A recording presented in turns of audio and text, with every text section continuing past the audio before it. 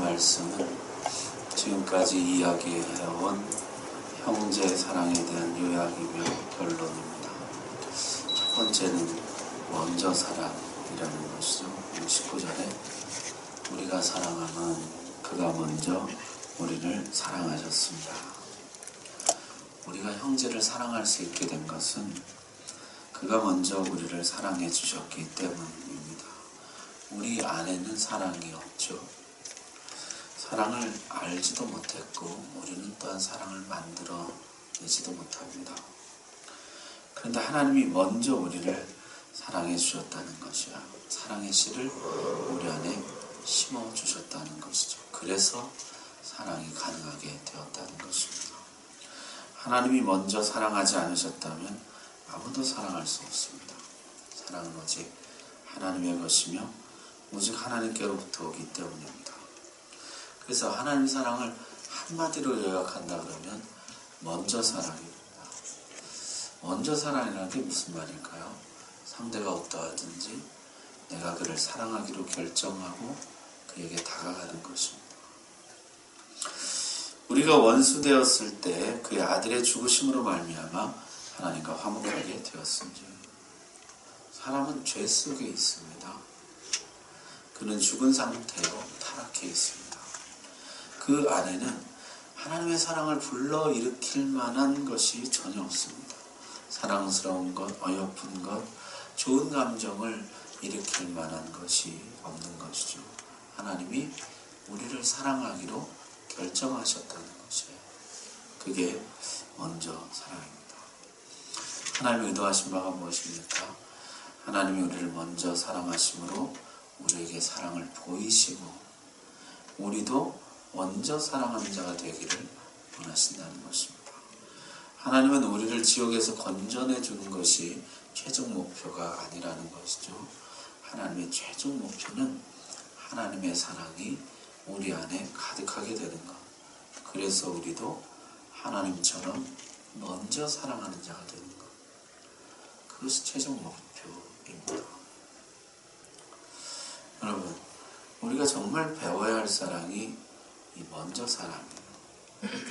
하나님의 먼저 사랑에 여러분이 응답하는 데는 얼마나 걸렸습니까? 얼마나 오랜 시간 하나님의 사랑을 받은 후에야 우리는 비로소 하나님께 응답할 줄을 알게 되었습니까? 우리의 먼저 사랑에 상대가 응답하는데 얼마나 걸릴지 모릅니다. 그래도 먼저 사랑하는 것. 그게 하나님 사랑이며 하나님 우리가 그 사랑 배우기를 원하신다. 그게 하나님의 최종 목표인 것이죠. 하나님이 우리에게 요구하는 궁극적인 것입니다. 그걸 잊지 말아야 한다는 것이죠. 두 번째는 행동하는 사랑입니다. 사랑해야지 다짐만 하고 말만 하는 사랑을 넘어서 행함과 진실함으로 하는 사랑. 하나님 보여주신 사랑은 행동하는 사랑이었다는 것이죠. 독생자를 내어주셨습니다. 소중한 것을 내주어서 우리를 살려주셨죠.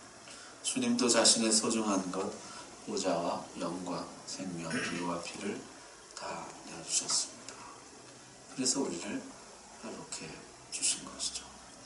행동하지 않는 사랑은 사랑이 아닙니다. 그것은 거짓이라, 속는 것이라. 사랑은 행동할 때에야 비로소 사랑이 되는 것입니다. 오늘 20절 말씀해 보니까 보는 바 형제를 사랑하지 아니하는 자는 보지 못하는 바 하나님을 사랑할 수 없느니라. 보이는 형제에게도 행동하지 못한다면 보이지 않는 하나님께 어떻게 행동하겠는가? 그렇게 묻고 있는 것이죠. 그럼 사실 이 20절 말씀은 교회 역사에 많은 논쟁을 불러일으켰습니다. 과연 하나님을 사랑하는 게 더 쉬운가? 형제를 사랑하는 게 더 쉬운가? 여러분 어떻게 생각하세요? 하나님 사랑하는 게 더 쉬울까요? 형제를 사랑하는 게 더 쉬울까요? 두 가지 답이 계속 존재해 왔는데요. 첫 번째가 이제 하나님 사랑하는 게 더 쉽다는 것이에요. 왜냐하면 형제는 악을 범하기 때문입니다. 형제는 내 마음을 거슬러요. 그는 완전하지 않고 내가 싫어하는 짓을 합니다. 그러나 하나님은 어떠십니까? 완전하시면 죄가 없으시다는 거예요. 그분은 아무런 결점도 없으시고 실수도 하지 않으십니다. 따라서 하나님을 사랑하는 게 형제를 사랑하는 것보다 훨씬 쉽다는 거예요. 형제를 사랑하는 일은 너무나 걸리는 게 많아요. 그의 결함, 악함, 기질, 성향, 말투. 형제를 사랑하기가 쉽지 않아요. 그러나 하나님은 완전하십니다. 내 사랑을 완전히 받아주세요. 하나님 사랑하는 게 더 쉽다. 그래서 혹 형제를 사랑하지 못할 때도 있지만 하나님은 언제나 사랑할 수 있다는 것이에요. 이게 한 가지 답이고, 또 반대되는 답이 또 늘 있어 왔는데, 그건 뭐냐면 형제 사랑이 더 쉽다는 것입니다. 왜냐하면 형제는 눈에 보이고 하나님 눈에 보이지 않기 때문이라는 것이죠. 사랑은 어떤 황홀한 느낌에 빠지고 사랑의 감정 분위기를 느끼는 것 이상인 것이죠. 사랑은 행동하는 것입니다. 그런데 보이는 형제에게는 행동하기가 쉽지만은 보이지 않는 하나님께는 어떻게 행동할 수 있겠느냐. 보이는 형제에게는 내 마음을 표현하기가 쉽지만은 보이지 않는 하나님께는 내 마음을 어떻게 표현하겠느냐. 여러분, 우상을 만드는 이유가 뭡니까? 보이는 게 쉽기 때문이거든요. 보이는 거에 절하고 이러면 뭔가 신을 경배하는 느낌이 나잖아요. 성경은요, 하나님 사랑하는 것은 그의 계명들을 지키는 것이라고 그랬습니다. 하나님을 사랑한다는 것은 그의 모든 계명을 지키는 것입니다. 이것이 어려운 것입니다. 형제에게는 호의를 베풀고 친절하고 관용하고 너그럽고 그의 필요를 채워주는 것이면 족하지만 하나님께는 그 정도로는 안 됩니다. 그의 모든 계명을 준수해야 합니다. 또한 안 보면 멀어지고 잊어버리는 것이 인간의 본성이라는 것이죠. 시각적이고 보는 것에 의존하는 인간은 안 보이면 마음에서 점점 멀어질 수밖에 없다는 것이에요. 어느 때나 하나님을 본 사람이 없을 때 하나님은 보이지 않습니다. 따라서 우리 마음에서 하나님 사랑을 유지하기란 너무너무 어렵다는 것이에요. 우린 자꾸만 잊어버려요. 그럼 멀어집니다. 하나님 사랑하기가 훨씬 더 어렵다.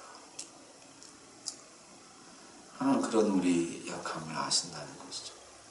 그래서 하나님은 우리에게 불가능한 방식으로 사랑을 표현할 것을 요구하지 않으시고 가능한 방식으로 하나님 사랑 표현하라 요구하신다는 거예요. 그게 뭡니까? 새 계명을 주노니 서로 사랑하라. 지금까지 모든 계명, 이걸 사실 다 지켜야 하는 사람이잖아요. 이제 하나님의 이 계명을 새 계명으로 말씀해 주셨습니다. 서로 사랑하라. 너희가 서로 사랑하면 그것을 나의 사랑을 실천하는 것으로 나의 사랑이 너희 안에 들어가서 너희의 것이 되고 마침내 그 사랑이 너희를 통해서 표현되고 나타내고 실천되는 것으로 받아주시겠다는 것이에요. 하나님의 최종 목표가 이루어지는 것으로 받아주시겠다는 것이에요. 하나님이 주신 사랑으로 형제를 사랑하는 것을 하나님 사랑하는 것으로 받아주시겠다. 따라서 당신이 하나님께 사랑을 표현하고 싶다면은 옆에 하나님이 당신 옆에 두신 형제를 사랑하라. 그에게 표현하라. 그에게 행동하라. 그게 하나님 사랑하는 것이에요. 그래서 에베소서에 보면요, 성령 충만한 사람의 모습이 종교적 열심으로 가득한 사람으로 또는 제사에 몰두한 사람으로 그려지지를 않고 상호 존중, 상호 복종, 상호 사랑하는 모습으로 그려지고 있습니다. 하나님 사랑으로 충만하게 되면은 우리가 하나님을 어떻게 사랑해야 됩니까? 이 사랑을 내가 하나님께 어떻게 표현해야 됩니까? 형제를 사랑하는 것으로 표현하는 것이에요. 그러면 하나님이 하나님 사랑을 받아주겠다. 자, 세 번째는 의지적 사랑입니다. 21절에 보면은 하나님을 사랑하는 자는 또한 그 형제를 사랑할지니라. 다시 말씀드리지만은 성경의 요구는 좋아하라는 것이 아니라 사랑하라는 것입니다. 감정은 내 마음대로 되지 않습니다. 좋은 감정이 들 때도 있지만은 썩 좋지 않은 감정이 들 때도 많은 것이죠. 성경은 사랑하라. 그것은 의지적인 것입니다. 좋아한다와 사랑한다를 성경이 달리 사용하고 있어요. 좋아한다는 표현이 성경에 사용된 예를 보게 되면 노아 홍수 때 하나님의 아들들이 사람의 딸들을 보고 각자 좋아하는 대로 아내를 낳는다. 굉장히 감정적인 것이죠. 사사시대 삼손이 이방 여자와 결혼할 것을 부모에게 요청하면서 뭐라 그럽니까? 내가 그 여인을 좋아하오니. 이 좋아한다는 것은요, 매우 인간적인 것이고 감정적인 것으로 성경은 그리고 있습니다. 반면에 사랑한다는 말은 어떤 것입니까? 하나님이 세상을 이처럼 사랑하사. 지금 사랑하기 어려운 대상을 의지적으로 사랑하는, 여기에 쓰고 있어요. 내 마음을 다하고 힘을 다하고 뜻을 다하고 목숨을 다하여 내 하나님 여호와를 사랑하라. 사랑하지 않는데 본성을 거슬러서 내 모든 의지를 다 동원해서 하나님을 사랑할 것을 명령하고 있는 것이죠. 사랑은 의지적인 것입니다. 우리가 형제를 사랑하기가 쉽지 않죠. 사랑하는 마음이 늘 일어나는 것이 아니기 때문에 성경은 내 모든 의지를 사용해서 형제를 사랑하라. 형제를 하나님의 시각으로 보려고 하고 그의 약함, 그의 결함을 죄의 희생된 결과로 보려고 하고 그를 긍휼히 보려고 하고 그에게 먼저 다가가려고 하고 그에게 내 소중한 것을 내어주려고 하고 그게 사랑하는 것이죠. 누가 그렇게 하셨습니까? 하나님이 먼저 우리에게 보여주신 것이죠. 나에게 먼저 다가가고 또 다가가고 또 다가가고 그래서 오늘 내가 만들어진 것입니다. 나에게 가장 소중한 것을 내어주어서 오늘 내가 있게 된 것이죠. 너도 가서 형제에게 그렇게 하라. 내 의지를 다 사용해서 다 죽게 드려서 형제를 사랑하라. 그래서 진정한 사랑이란 하나님의 사랑에 참여하는 것입니다. 자, 4장은 이렇게 결론이 나오고 있어요. 하나님 사랑합니다. 내가 하나님 사랑합니다. 그렇다면 먼저 보이는 형제에서부터 시작하라. 하나님이 네 옆에 두신 형제 사랑하는 것부터 시작하라. 만약 그를 사랑할 수 없다면 하나님께 도움을 청하라. 그를 사랑할 수 있는 사랑을 달라. 힘을 달라. 은혜를 달라. 하나님께 구하라는 것이에요. 내가 사랑하지 못하는 이유에 대해서, 내가 그를 사랑할 수 없는 이유에 대해서 하나님께 아뢰고 그 이유에 대해서 하나님이 말씀하시고 하나님이 가르치시는 것을 들으라는 것입니다. 그리고 그를 사랑하는 것부터 시작하라. 먼저 사랑, 행동하는 사랑, 의지적 사랑, 그게 형제 사랑이라는 것이죠. 형제 사랑하는 우리가 되기를 바랍니다. 아멘. 우리 찬송합니다.